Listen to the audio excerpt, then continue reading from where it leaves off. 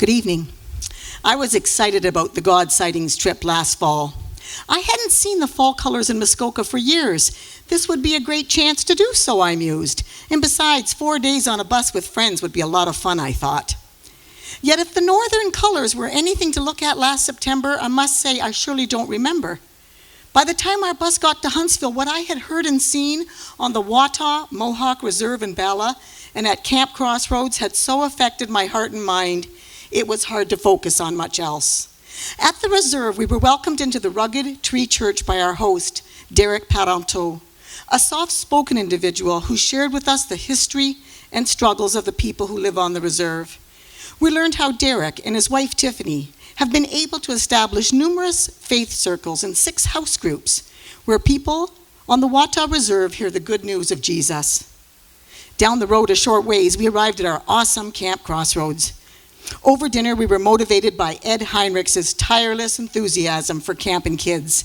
From Ed, I learned 2 very important things that night. 1, my camp is still in the business of pointing campers of all ages to Jesus as their Savior. 2, I learned that my camp cannot continue to share this gospel message in an environment of wholesome fun unless I help financially. Our facilities are in need of much repair and rejuvenation. As my children did in the past, my grandchildren look forward to their summer week at Crossroads, spending time with Jesus and the school friends they bring along. I must do my part to provide for them a viable, attractive, safe campus. After these 2 exciting visits, I could have returned home to Vineland. I felt so blessed by the sacrifices of the Parenteau and the camp staff to bring Jesus' message to so many. But no, at this very point, our tour leaders ramped the learning curve up to full throttle. Next stop, Ottawa. Here we became acquainted at breakneck speed with ministries and individuals across the capital who are sharing Jesus with many people. We visited the incredible National House of Prayer, a marvelous edifice where Rob and Fran Parker welcomed Canadians to come in groups to spend time praying diligently for our nation and for our politicians. Over lovely dinner meals, we were introduced to Bruce McPherson, David Hook, and Jeff Yancey, who with their respective wives, Rosemary, Diana, and Kim, are joyfully starting and ministering in churches in neighborhoods all across Ottawa. The inspiring visits with these Ottawa men and women were interwoven with tours of Parliament, question period session, museum visits, beaver tail munching, and glorious garden sculpture gazing. There truly wasn't a down moment. Our leaders were well organized and we eyed to their every time deadline in order to keep our chock-a-block journey on schedule. For the GTA was our next destination, that region of our province which has welcomed millions of immigrants, many knowing nothing about Jesus and his amazing life-giving love. At a busy intersection in Thorncliffe Park, Sean Cuthill jumped aboard our bus and escorted us through the neighborhood where he and his family live. We learned many interesting facts about the largely Muslim population here, where some 36,000 people live in 35 high-rise apartments. We also met Sean's co-worker, Obaid, an Indian, fluent in many languages, who fled from Afghanistan with his wife. As a militant fighter in Afghanistan, God touched Obaid's heart to believe in Jesus.